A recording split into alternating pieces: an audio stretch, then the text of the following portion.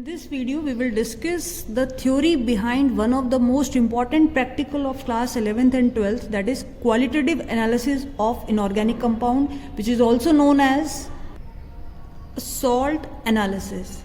In this practical, you are given a salt and you have to find out the cation and the anion present in that given salt. So now first basic question, what is a salt? So in your previous classes, you have done one of the basic reaction, that is what happened when HCl react with an NaOH, that is when an acid react with a base, it form a salt and a water. So we can say salt is a compound formed by complete or partial replacement of ionizable hydrogen atom from an acid by a metallic ion. So this is a salt which is formed.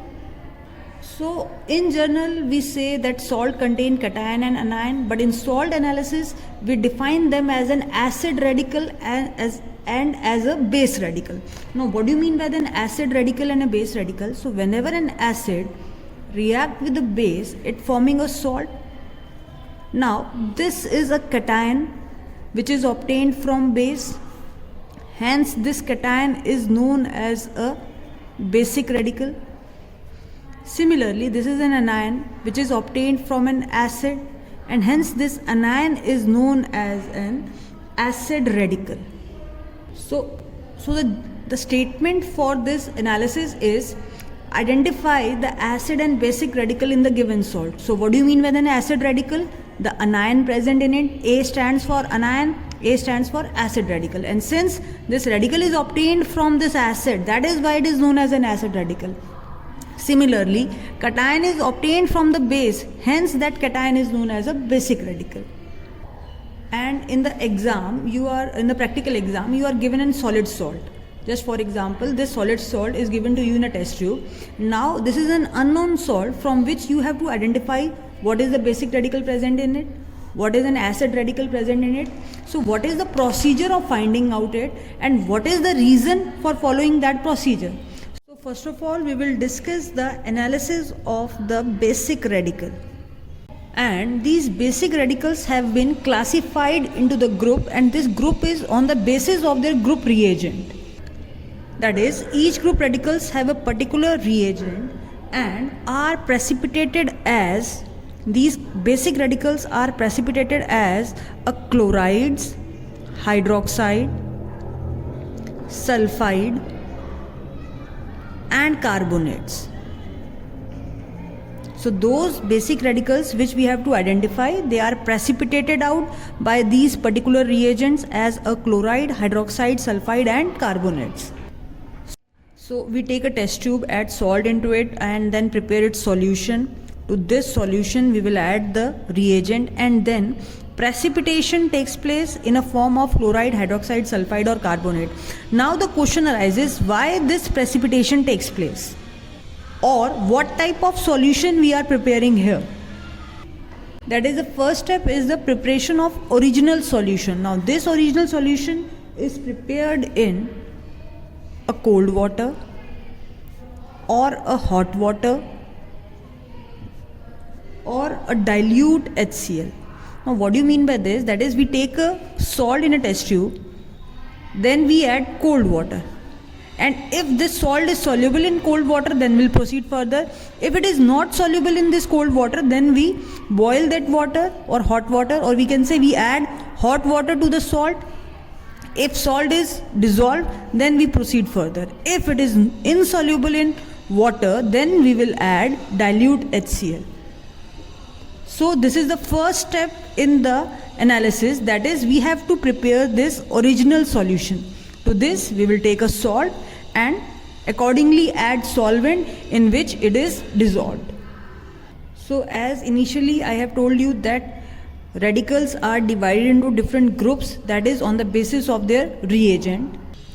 Now these are the different reagents: NaOH in case of group 1, dilute HCl, group 2 H2S in HCl, NH4Cl in NH4OH, H2S in presence of NH4Cl and NH4OH, ammonium carbonate in presence of ammonium chloride, disodium hydrogen phosphate. Now these This table is very important in case of Viva. Sometime directly question asked, what are the group 2 cations and what are its reagent? So each reagent is very important. And next important point, these radicals are precipitated out as a chloride, hydroxide, sulfides. Now let us see, for example, in case of HCl, it is precipitated out as chloride, sulfide in this case, hydroxide in this case, sulfide again in this case, carbonate and ammonium phosphate. Now one of the exception, that is in case of zero group, we are not preparing original solution, we are taking the solid salt and add NaOH and the smell of ammonia is obtained. That is, in this case gas is evolved, whereas in all other cases precipitate is formed. So basic radicals are divided into different groups. Each group contain a particular radical in it and each group represented by one of its reagent. Now what is the role of reagent here? Reagent precipitate out the cation, or we can say this basic radicals, and form the precipitate of these. So this is the one of the basic Viva question of the cation analysis, that you have to answer which group contain which cation in it and what is the corresponding reagent to that particular group, and how that cation is precipitated out, in which form, in which salt it is precipitated out. For example, if lead is present, Pb2+, it reacts with HCl and forming PbCl2, that is, it precipitate out as chloride. So you must learn this table for the Viva portion. Now the next important question of the Viva is that why this precipitation takes place.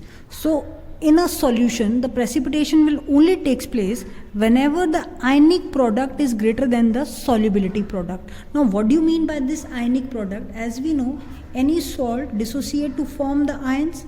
So the product of the concentration, the product of the ionic concentration is known as ionic product. And what do you mean by the solubility product? When the product of ionic concentration of radical in the saturated solution, then it is known as a solubility product. Meaning both ionic and solubility product are the product of ionic concentration. Now what do you mean by product of ionic concentration? That is A plus, concentration of A plus into B minus is ionic product, K ionic product. Then what do you mean by the solubility product? So when this solution becomes saturated, that time this ionic product is known as the solubility product. So whenever ionic product is greater than solubility product, meaning precipitation will take place. Now why then only precipitation is taking place? Because if solubility product is greater than ionic product, meaning it is an unsaturated solution. Now what do you mean by the unsaturated solution? The solution in which when we add the solute, it become dissolved, or it dissolve in it, then that solution is known as unsaturated. But the moment if we add the solute and it is not dissolving in that solvent, hence now the solution becomes saturated, meaning the amount which we are adding will just simply precipitated out, or we can say precipitation will take place. So when the precipitation will take place? Whenever the ionic product is greater than that of the solubility product. So this is a very important question. When precipitation takes place? Whenever the ionic product is greater than solubility product. Then the next question from this question arises, that what do you mean by the solubility product? So, and how it is similar to ionic product? So both are similar in a way that both are the product of ionic concentration. These are the ionic concentration. So both are the product of the ionic concentration. But what is the difference between the two? That ionic concentration product of the saturated solution is known as a solubility product.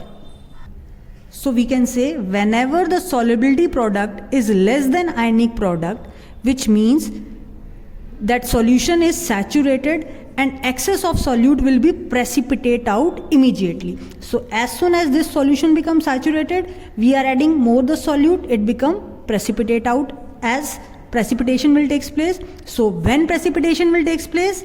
Whenever ionic product is greater than the solubility product. So this is the first reason, that is why this precipitate is formed. Now there is one more reason due to which this precipitation occur, that is the common ion effect. Now second reason for the precipitation is the common ion effect. This topic you have already done in your class 11th in the chemical equilibrium chapter. So again I am repeating, the dissociation of weak electrolyte can be suppressed by the addition of strong electrolyte having one ion common. Again, that is dissociation of weak electrolyte. H2S is a weak electrolyte. It dissociates to form 2H plus and H2 minus. Now when we add a strong electrolyte into it, for example HCl, which is a strong electrolyte, then it will dissociate to form H plus and Cl minus. Now what is the common between the two? That is H plus ion are the common between the two. Now according to Le-Chatelier's principle, this equilibrium will try to shift in the backward direction because the concentration of H plus is increases here. So in order to maintain this equilibrium will shift in the backward direction, due to which sulfide concentration is decreases, or we can say dissociation of H2S is suppressed. So the dissociation of weak electrolyte is suppressed by addition of strong electrolyte having one ion common, is known as a common ion effect. Now the question arises, why this is helpful in the precipitation of ion in the salt analysis? How this is helpful? So as we have already discussed, these are the group reagent. Now as you can see, in group 2, reagent is H2S in HCl, and it is precipitated out as sulfide, that is lead is precipitated out or copper is precipitated out as sulfide. So how this become possible? So again same is the reaction, H2S in HCl. Now H2S is a weak electrolyte, it dissociate partially, HCl completely dissociate, but since H plus ion is a common ion, due to which equilibrium shift in the backward direction, so now the concentration of sulfide will decreases, which helpful in the precipitation of lead. That is, lead is precipitate out in the small concentration of sulfide. So how this concentration of sulfide is regulated? This is only by the common ion effect. Now this is for the group second. Now similarly also in the group third, common ion played a role. Now for example, what is the reagent in group third? The group third reagent is NH4Cl in NH4OH. So NH4OH is a weak electrolyte. It dissociates partially, just like by writing like this, NH4 plus and OH minus, whereas NH4Cl is a strong electrolyte which dissociate completely. So now what will be the common ion here? NH4 plus ion will become common. Now what happened due to this? Due to this, according to Le-Chatelier's principle, the equilibrium will shift in the backward direction, due to which concentration of OH minus is decreased. So again in group 3 also the cation is precipitated out as hydroxide, but only in presence of low concentration of OH. Or how it is maintained? By this common ion effect. Now the group 3 cations are aluminium and iron. So it will precipitate out as aluminium hydroxide and iron hydroxide. Now this common ion effect is also useful for the group 5 cation. In that case, what is the reagent? Ammonium carbonate in presence of NH4Cl. So again, ammonium carbonate is the weak electrolyte. It dissociates to form NH4 plus CO3 2 minus, equilibrium is there, and NH4Cl is a strong electrolyte. It dissociates to form NH4 plus and Cl minus. Now what is the common ion here? NH4 plus. So again equilibrium will shift in the backward direction, due to which concentration of now carbonate will decrease and the group 5 cations are precipitated out as a carbonate. So the basic idea that We can say the reason for the precipitation of basic radicals is the common ion effect, which leads to greater of ionic product than that of the solubility product. For example, in case of group 2, the sulfide concentration become low because of this common ion effect, and hence its ionic product become greater than that of the solubility product, and hence it will be precipitated out as a sulfide. The one more question, how the common ion effect involved in the group 4 analysis. Now in case of the group 4 analysis, the reagent is NH4Cl, NH4OH in presence of H2S. That is H2S in presence of NH4Cl and NH4OH. We know that NH4OH is the weak electrolyte. It partially ionizes. Similarly, NH4Cl is a strong electrolyte. It completely dissociates. Now, what is the common ion here? NH4 plus, due to which concentration of OH minus is decreases. Now, H2S is present, partially ionized to form 2H plus S2 minus. Now, this H plus and this OH minus combine to form a water. H plus plus OH minus combine and form a water. Now due to this, the concentration of H plus ion will decrease. Now in order to, according to Le-Chatelet's principle, in order to maintain the equilibrium, now the equilibrium will shift in the forward direction, due to which concentration of sulfide is increased. So we can say group 4 cations are precipitated out as sulfide only at high concentration of sulfide, which is produced by this type of common ion effect, where NH4Cl and NH4OH produce the common ion NH4 plus.